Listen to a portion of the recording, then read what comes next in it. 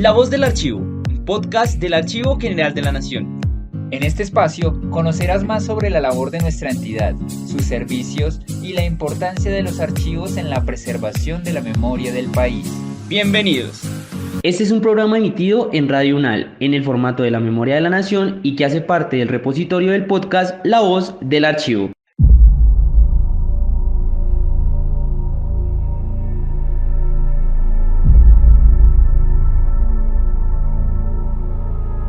Bienvenidas y bienvenidos a la Memoria de la Nación, en otro programa de gran interés y con ocasión de este fin de año. Ya empezamos a cerrar otra temporada de nuestro programa de radio y queremos aprovechar para agradecer a todas y todos nuestros oyentes que nos han ido acompañando en este 2025. Y bueno, en este programa les quiero contar que era el mes de diciembre de 1765, mientras la villa de San Bartolomé de Honda, ese puerto clave del virreinato de la Nueva Granada, se preparaba para la Navidad, un rumor comenzó a circular entre sus calles de tierra. De la noche a la mañana aparecieron fijados en las esquinas, en los puentes y hasta en la ventana del propio cura unos papeles anónimos, los llamados pasquines. Eran escritos que, con palabras muy fuertes, amenazaban con un levantamiento violento para la Nochebuena. El miedo se apoderó de la villa. Los vecinos más acaudalados escondieron sus riquezas hasta debajo de la tierra, y las autoridades iniciaron una pesquisa desesperada para encontrar al culpable. ¿Quién o quiénes estaban detrás de estos mensajes subversivos? ¿Era una protesta legítima contra los impuestos, una venganza personal o la chispa que intentaba prender una rebelión como la que meses antes había sacudido a Quito? Hoy nos acompaña la doctora y máster en historia Natalia Silva Prada, autora del artículo Una Nochebuena bajo amenaza, los pasquines y rumores de 1765 en la villa de San Bartolomé de Honda. Bienvenida, doctora Natalia, muchísimas gracias por aceptar la invitación a la Memoria de la Nación. Buenos días, Mario Andrés, muchas gracias por la invitación. Bueno, doctora, su artículo presenta a los pasquines y rumores como parte de la cultura política del antiguo régimen, basada en valores como el bien común y la justicia. Desde su perspectiva, ¿en qué se diferenciaba esta forma de protesta subversiva de otras más violentas o más silenciosas de la época? ¿Y qué nos revela sobre los mecanismos del poder del pueblo llano? Bueno, esta es una pregunta muy compleja, partiendo desde el concepto de cultura política, que tú, entre comillas, pero que los estudios más recientes, digamos, muestran que sí existe, ¿no? Son formas en que la gente de la época, de los periodos 16, 17 y 18, buscaba ser escuchada, hacía reclamos a las autoridades. Eso es parte de lo que era la cultura política de la época. De todas maneras, había una serie de elementos, digamos, que conformaban esa existencia de la preocupación por la vida política. Entre ellos estaban, las formas de manifestarse se podían dar por formas violentas, como las rebeliones, y formas silenciosas, como las cartas escritas a la corona, u otras formas subversivas, como era la postura de estos papeles anónimos. En algunas ocasiones la gente los firmaba, no eran los más atrevidos. En general, digamos, eran escritos para hacer reclamos. Y esto es parte de lo que era la cultura política de la época. Entonces, es subversivo en la medida en que se toman por asalto el espacio público, es decir, no eran permitidos, eran perseguidos, eran quitados inmediatamente. Cuando estos papeles aparecían, eran rasgados y se abrían procesos después y se hacían a veces transcripciones de lo que contenían, pero muy difícilmente encontramos esos papeles originales, ¿no? Porque eran tan mal vistos y eran parte de el bien común. La justicia no quería que esto proliferara, esto se diera a entender, ¿no? Entonces son subversivos por eso, porque, digamos, se apropian de un espacio que era asignado a las autoridades, a las publicaciones de la corona y desde la corona. Es muy complejo porque tendríamos que explicar desde lo que una rebelión significaba hasta estas formas de escritura no previstas, pero bien utilizadas en la época. Ya en el siglo XVIII ha habido una historia larga de la utilización de este tipo de escrituras que remontan en el Nuevo Reino de Granada al siglo XVI, como en otros reinos americanos también. Y bueno, como comentábamos en la introducción al programa, En diciembre de 1765, pues el miedo llevó a los vecinos de Honda a esconder sus bienes hasta debajo de la tierra. Más allá de la amenaza de un levantamiento, ¿qué otros temores sociales y económicos cree que canalizaban ese tole-tole, entre comillas, o rumor generalizado? Bueno, como te decía antes también, estas expresiones ocurrían de vez en cuando, pero cuando aparecían, pues obviamente la gente sentía que estaba ocurriendo algo muy malo y sobre todo, digamos, quienes eran amenazados en estas escrituras. Los temores van desde los directos implicados, la gente que está amenazada en los pasquines y que en este caso fueron el virrey, autoridades locales, estanqueros, es decir, quienes administraban el estanco de aguardiente y de tabaco, que sufren modificaciones en este preciso momento, y otros vecinos de la villa. También hubo insultos contra mujeres. Eso no lo pude determinar por qué. O sea, eso es parte de conflictos muy locales que, digamos, no se pueden percibir solo con la lectura de esos pasquines. Hay que aclarar que los pasquines aparecidos en Honda no fueron transcritos. Entonces no sabemos realmente lo que decía. Solo algunos testigos que fueron entrevistados en la sumaria del proceso judicial dijeron que amenazaron con matar a ciertas personas. Los miedos son profundos, es decir, desde ser muerto, asesinado, hasta que hubiera, digamos, robos o se quitaran los bienes de esas personas amenazadas. Y obviamente el temor más grande es a la amenaza de que iba a haber una revuelta, una rebelión el propio día, la víspera de la Navidad, la noche del 24 de diciembre. Entonces, para la gente pensando en un momento festivo o religioso, porque en la época casi siempre los levantamientos ocurren en momentos festivos religiosos, es atemorizante. Entonces muchos dijeron incluso no solo que se iban a esconder bajo tierra, sino muchos pensaron realmente en irse del pueblo, porque obviamente el temor a la destrucción de sus propias casas, a la quema de edificios y a los bienes propios, ¿no? Y a la tranquilidad propia del pueblo. Entonces, ese era un temor siempre presente en este periodo colonial, ¿no? La inseguridad que daban este tipo de levantamientos, es decir, ser atacado directamente en sus bienes.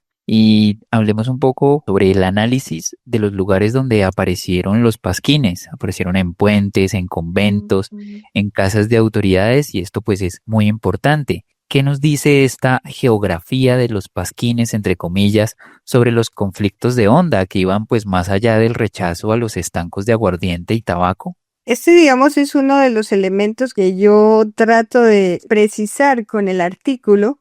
Pensé el por qué y en por qué se habían colocado estos papeles en estos sitios tan diferentes de la ciudad. Y haciendo una geografía y reconstruyéndolo con el mapa, pues me doy cuenta que va más allá de los lugares donde vivían los estanqueros o las personas que fueron amenazadas. Es decir, en general los pasquines se colocaban o en las casas de gobierno o en las iglesias, pero en el caso particular de Honda hay un elemento curioso y es que aparecen en los puentes también. Entonces eso me hizo pensar en que había muchos más conflictos además del económico y político, que era el monopolio que había introducido la corona recientemente para la administración del tabaco y del aguardiente. Entonces, estos lugares, y viendo el mapa y haciendo esa geografía de los pasquines, me hace pensar en que se pusieron en lugares públicos donde habían autoridades, pero también en los lugares de tránsito. Y en el caso de Honda era muy importante la geografía misma de la ciudad, que no era una ciudad endamero como eran casi todas las ciudades coloniales españolas, sino que tenía una particular configuración por el río Gualí, por el río Magdalena y porque era una ciudad, digamos, comercial. Entonces me puse a estudiar cuándo fueron construidos estos puentes. Había un puente nuevo de reciente construcción, había un puente viejo donde en los dos puentes se colocaron esos pasquines y donde había habido muchos conflictos por la construcción de ese puente nuevo. Y desde la construcción del puente viejo también hay muchos pleitos entre las autoridades.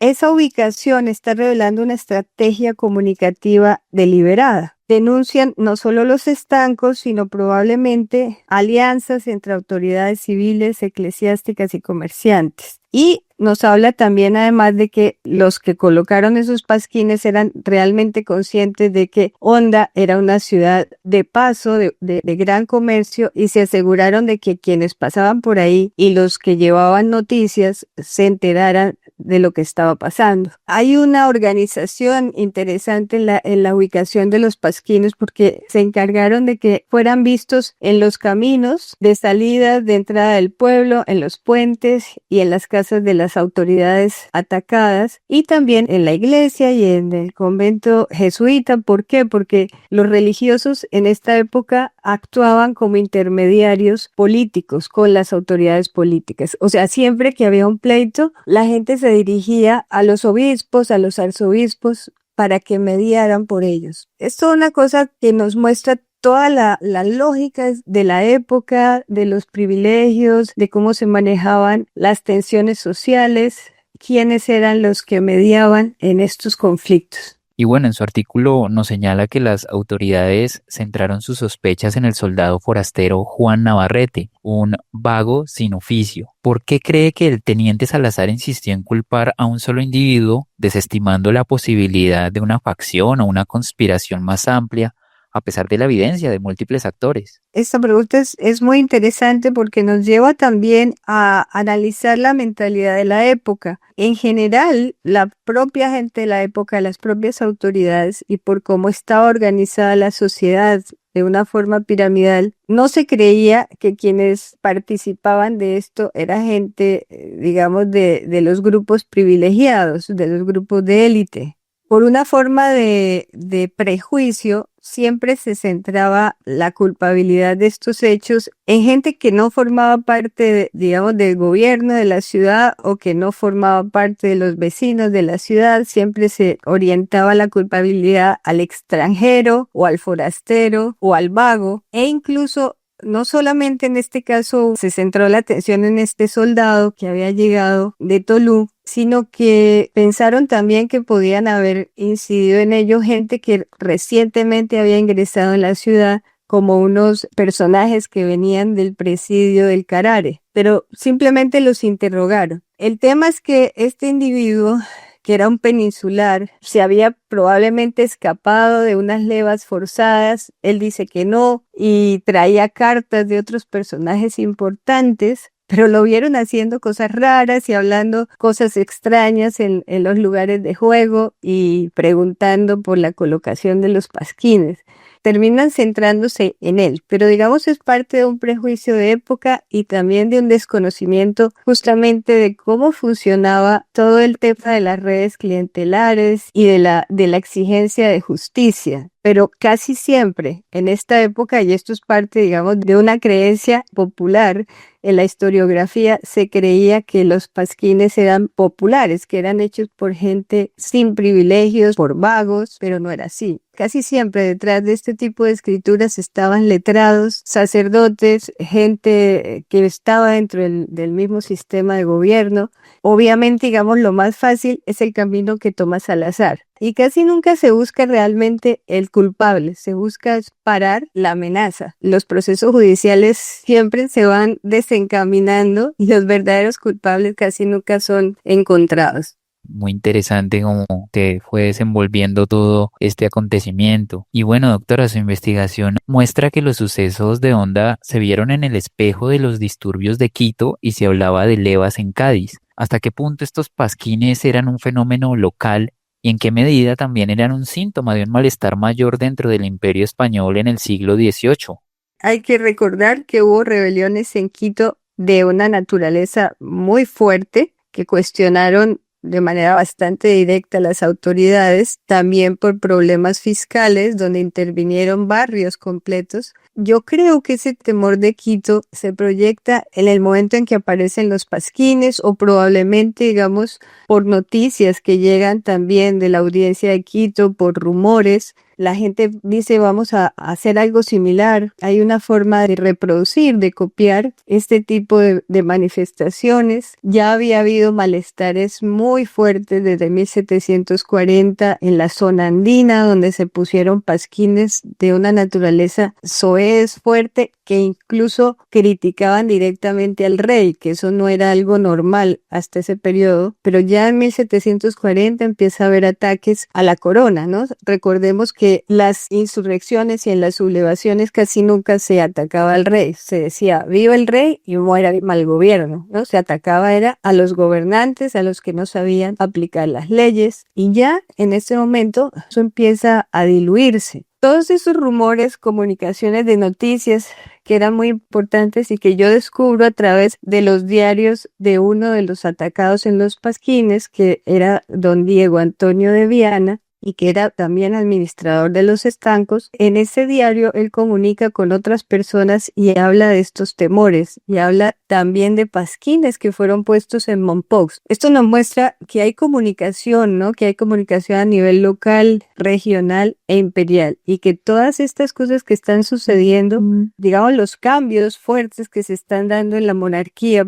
Recordemos que es un periodo donde se implementan, justamente por los años 60, se buscan implementar con mucha fuerza esas reformas borbónicas para hacer la administración del imperio más eficaz, lograr ingresos de fondos mejores. Todo esto creó un malestar general y esto se va a reflejar obviamente en esta ciudad de Honda, que en ese momento, mediados del siglo XVIII, tenía una importancia económica muy importante, como lugar de tránsito, como lugar de comercio que comunicaba toda la zona norte del virreinato neogranadino con el sur, con la audiencia de Quito. Entonces ahí hay corredores de comunicación importantes y la gente que va y viene, que atraviesa el Atlántico, también trae noticias, y esto pudo haberse visto reflejado en esa intensidad con la que se hicieron los reclamos en Honda, aunque no llegó a haber realmente un levantamiento. Y bueno, las autoridades como el teniente Salazar describían los pasquines como poco decentes y denigrativos. Incluso el artículo menciona que se amenazaban a los injuriados con quitarles la vida. Me gustaría que nos contara qué poder ganaban estos escritos al ser tan fuertes en sus palabras, e incitar a la violencia, que ni siquiera la justicia se atrevía a repetir sus palabras. Esto es muy interesante, este tema de por qué las autoridades nunca decían cuáles eran las palabras injuriosas. Decían solamente que eran muy fuertes, que no podían repetirse. Esto no es solo en el caso de Honda, esto yo lo he registrado en muchos de los escritos que he analizado desde el siglo XVI. La primera vez que me encontré con este tipo de frases fue cuando estudié un tumulto provocado por los indios de la Ciudad de México en 1692. O sea, siempre se decía, estos textos contenían palabras tan terribles que no podemos repetir aquí. Entonces, ¿por qué? Parte por un tema de la moralidad que se manejaba en la época, de la decencia, del honor, ¿no? Entonces repetir esas palabras era casi como proyectar algo que no debería darse, no se debería conocer, porque atentaba, digamos, contra la moral pública, que era muy cuidada en esa época. Entonces por eso ellos no repetían esas palabras. Al final, cuando uno estudia los expedientes judiciales, logra descubrir qué son esas palabras tan terribles. En el caso, por ejemplo, de México, cuando decían que no se podían repetir esas palabras que dijeron contra las autoridades, los indígenas, yo descubrí que lo que decían era cornudos españoles, les dijeron mariquitas y cosas de esa naturaleza que para nosotros hoy son súper normales, son integradas al lenguaje, pero en la época no. Lo mismo ocurre en los pasquines de Honda. Pudieron ser desde insultos contra esas mujeres que no sabemos por qué se dijeron, contra las propias autoridades. Es decir, no se podía atentar contra el honor, por ejemplo, de una persona como el virrey, ¿no? El virrey era la representación del rey en el territorio. Por eso se decía solo iniquidades, palabras que no se pueden repetir, palabras soeces, pero nunca que decían. Y si no tenemos los pasquines originales y si no se hicieron las transcripciones, solo podemos imaginar a través del estudio de las injurias de la época qué era lo que se decía. pero fueron tan fuertes como para amenazar con asesinatos. Por eso yo creo el miedo terrible que se propagó en ese mes de diciembre de 1765 en la Villa de Honda. Muy interesante este programa que estamos teniendo el día de hoy. Pues a pesar de la investigación, el caso nunca se resolvió del todo y el soldado Navarrete, aunque fue culpado, pues se acogió a sagrado el derecho de asilo eclesiástico en la época. En su opinión, ¿quiénes fueron los más probablemente responsables de los pasquines? ¿Una élite criolla resentida, pequeños productores afectados por los estancos o una coalición de distintos grupos de interés? La hipótesis más plausible es que es una coalición de actores locales, como los pequeños productores de aguardiente y de tabaco, los comerciantes, que también se verían afectados, sectores criollos resentidos. Alrededor de ellos se habría articulado el descontento. Aunque son voces anónimas, no son tan anónimas como lo decía yo en la geografía de los pasquines, o sea, están dirigidos a autoridades específicas y son dirigidos obviamente por gente que se ve afectada por esas nuevas disposiciones de la corona, lo cual nos lleva a pensar que reducir la culpabilidad a un solo individuo que apenas había llegado a la villa 3 meses antes y que estaba dedicado al juego y iba a casas de prostíbulos, pues era un soldado, digamos, que parecía que se había fugado de Tolú. Es difícil creer que él fuera el culpable de todas esas acciones. Y bueno, el artículo cita a tratadistas de la época que veían en los rumores tanto un peligro de sedición como un aporte a la libertad de la República. ¿Podríamos considerar entonces esta guerra de pasquines y rumores en Honda como una forma incipiente de opinión pública? Yo cito a una autora que habla de incipiente opinión pública, pero yo creo por los estudios que he hecho ya por 20 años que son más que incipientes. Estas son realmente las formas de opinión pública del periodo moderno, del periodo previo, digamos, a la difusión de las ideas liberales. Esas eran las formas en que la gente se hacía sentir, en la que la gente participaba de la vida política, de la vida pública. Los rumores revelaban secretos que no debían decirse. Los pasquines eran vistos por Francisco de Quevedo, o sea, un siglo antes, como las lenguas postizas de las puertas y de los cantones, ¿no? De las esquinas, de las calles.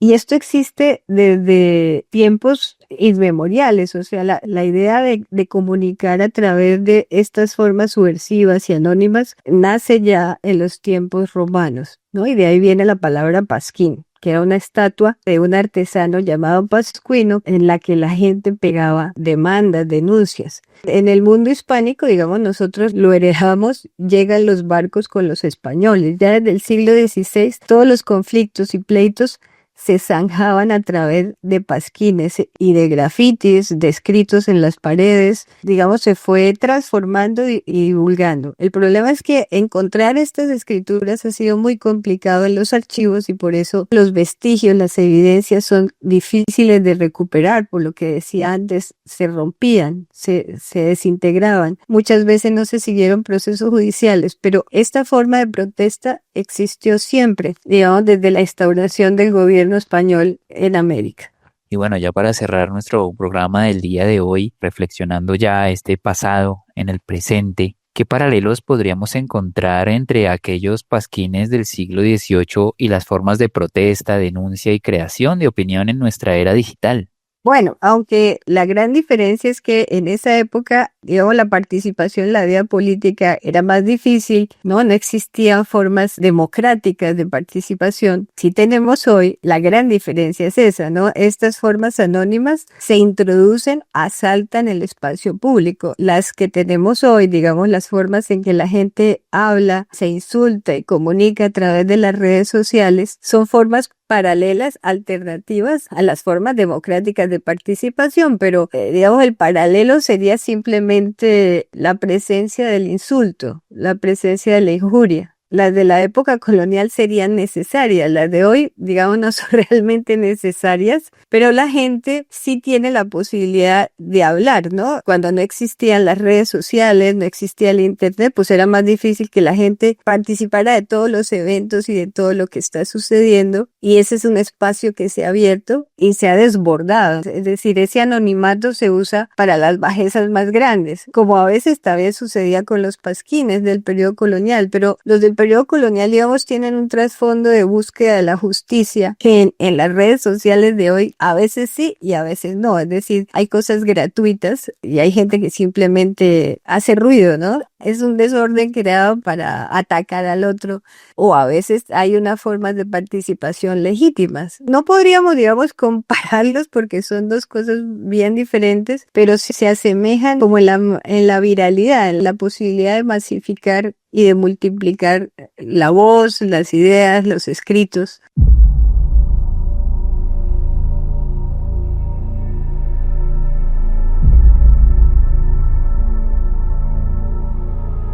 Pues muy interesante todo lo que hemos conversado en este programa del día de hoy. Pues no me queda nada más que agradecerle, doctora Natalia, por haber aceptado la invitación a la Memoria de la Nación. Muchísimas gracias. Gracias, Mario Andrés, por la posibilidad de ampliar, digamos, esas voces de que la escritura académica llegue a otras personas y se amplíe el conocimiento de estos estudios a otros sectores que puedan conocer de ese pasado que todavía tiene una presencia fuerte y entender también la evolución de las escrituras y su significado, ¿no?, en la vida política, que es lo más importante, entender que había una vida política en otros periodos, ¿no? Y no solamente parte de la independencia, que es lo que más se conoce o lo que se enseña en las escuelas de manera más general.